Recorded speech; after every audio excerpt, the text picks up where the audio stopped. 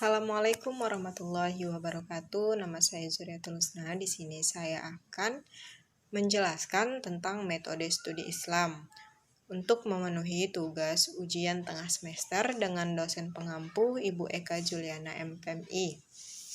Baiklah, di sini ada pengertian metode, metodologi, paradigma, dan pendekatan. Yang pertama, kita akan mengetahui tentang pengertian metode. Apa itu pengertian metode? Yaitu jalan atau cara yang harus dilalui untuk mencapai sesuatu.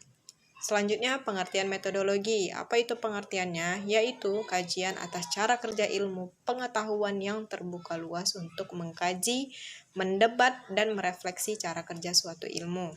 Selanjutnya, ada pengertian paradigma. Apa itu pengertiannya? Pandangan mendasar para ilmuwan tentang apa yang menjadi pokok persoalan yang semestinya dipelajari oleh suatu cabang ilmu pengetahuan. Selanjutnya ada pengertian pendekatan. Apa itu pengertiannya?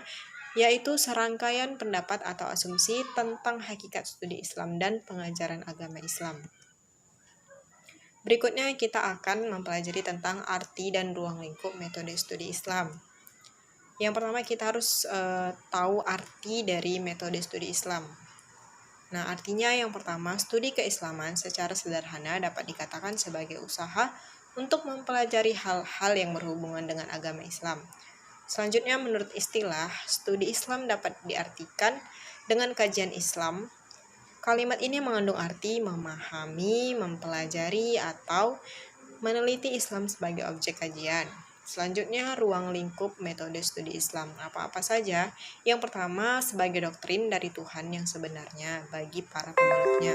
Selanjutnya, sebagai gejala budaya yang berarti seluruh yang menjadi kreasi manusia dalam kaitannya dengan agama, termasuk pemahaman orang terhadap doktrin agamanya. Selanjutnya, sebagai interaksi sosial, yaitu realitas umat Islam. Nah, yang terakhir kita akan mempelajari tentang urgensi metode studi Islam. Seiring berkembangnya zaman, mempelajari metode studi Islam diharapkan dapat mengarahkan kita untuk mengadakan usaha-usaha pembaharuan dalam pemikiran ajaran-ajaran Islam agar mampu beradaptasi serta menjawab tantangan serta tuntutan zaman dan modernisasi dunia dengan tetap berpegang terhadap sumber agama Islam yang asli, yaitu Al-Quran dan As-Sunnah. Selanjutnya, mempelajari metode studi Islam juga diharapkan mampu memberikan pedoman dan pegangan hidup bagi umat Islam agar tetap menjadi muslim yang sejati yang mampu menjawab tantangan serta tuntutan zaman modern maupun era globalisasi sekarang ini. Baiklah, mungkin sekian yang dapat saya jelaskan. Lebih dan kurangnya saya mohon maaf. Wabillahi taufiq wal hidayah. Wassalamualaikum warahmatullahi wabarakatuh. Assalamualaikum warahmatullahi wabarakatuh. Baiklah, di sini saya akan menjelaskan tentang prinsip-prinsip dasar Islam. Apa saja pembahasannya? Yang pertama, pengertian iman, Islam, dan ihsan. Yang kedua, rukun iman dan rukun Islam. Dan yang ketiga, hubungan iman, Islam, dan ihsan. Yang pertama yang akan kita bahas tentang pengertian iman. Kata iman berasal dari bahasa Arab, yaitu bentuk masdar dari kata kerja yang mengandung beberapa arti, yaitu percaya, tunduk tentram, dan tenang. Imam Al-Ghazali memaknakannya dengan kata tasdik, berarti pembenaran. Selanjutnya, pengertian iman adalah membenarkan dengan hati, diikrarkan dengan lisan, dan dilakukan dengan perbuatan. Iman secara bahasa berasal dari kata asmayu minul iman, artinya meyakini dan mempercayai. Rukun iman ada 6. Yang pertama, iman kepada Allah Subhanahu wa Ta'ala. Iman adalah keyakinan, adapun iman kepada Allah adalah yang paling pokok yang mendasari seluruh ajaran Islam, dan ia harus diyakinkan dengan ilmu yang pasti seperti ilmu yang terdapat dalam kalimat syahadat La ilaha illallah Muhammadar Rasulullah. Yang kedua, iman kepada malaikat. Iman kepada malaikat adalah masalah akidah yang kedua sesudah iman kepada Allah Subhanahu wa Ta'ala. Yang ketiga, iman kepada para rasul. berarti mempercayai bahwa Allah telah memilih di antara manusia menjadi utusan-utusannya dengan tugas risalah kepada manusia sebagai hamba-hamba Allah dengan wahyu yang diterimanya dari Allah. Yang keempat, iman kepada kitabullah. Tuhan Allah menurunkan wahyu berisi petunjuk-petunjuk suci kepada para utusannya. Kitab-kitab Allah yang wajib kita percayai ada 4. Yang pertama Taurat, Zabur, Injil, dan Al-Quran. Yang kelima, iman kepada hari akhir. Kita wajib percaya kepada datangnya hari kemudian. Yang keenam, iman kepada qada dan qadar. Qada artinya keputusan, perbuatan, pelaksanaan. Sedangkan qadar artinya hinggaan.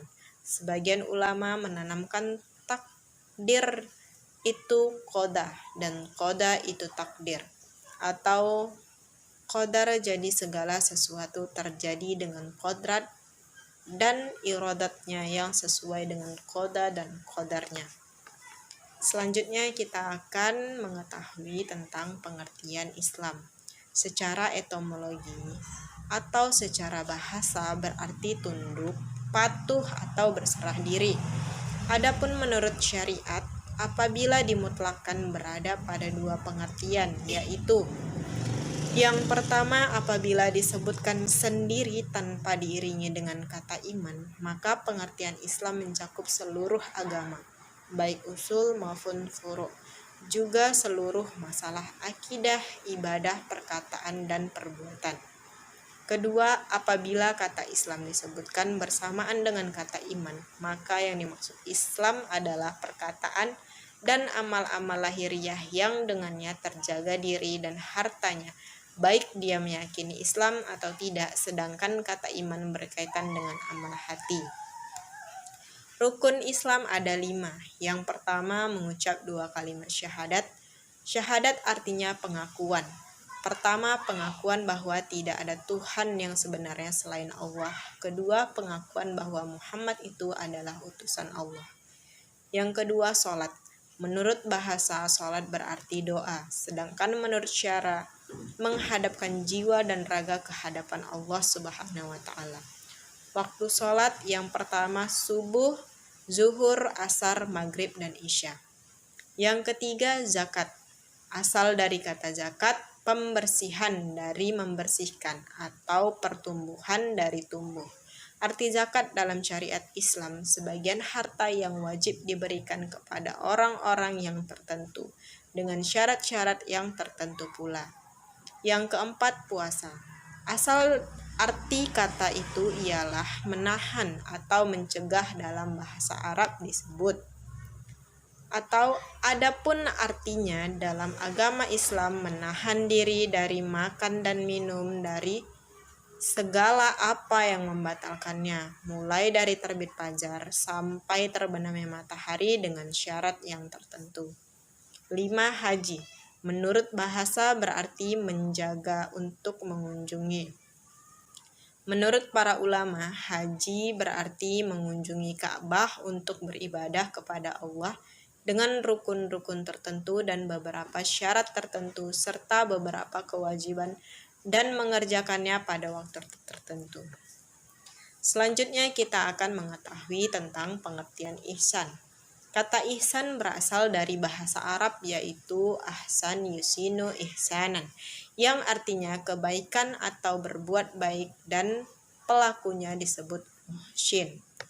Sedangkan menurut istilah ihsan adalah perbuatan baik yang dilakukan oleh seseorang dengan niat hati beribadah kepada Allah Subhanahu wa Ta'ala. Ihsan atau kebaikan tertinggi adalah seperti yang disabdakan Rasulullah SAW, ihsan hendaknya kamu beribadah kepada Allah Subhanahu wa Ta'ala seolah-olah kamu melihatnya, dan jika kamu tidak melihatnya sesungguhnya Dia melihat kamu.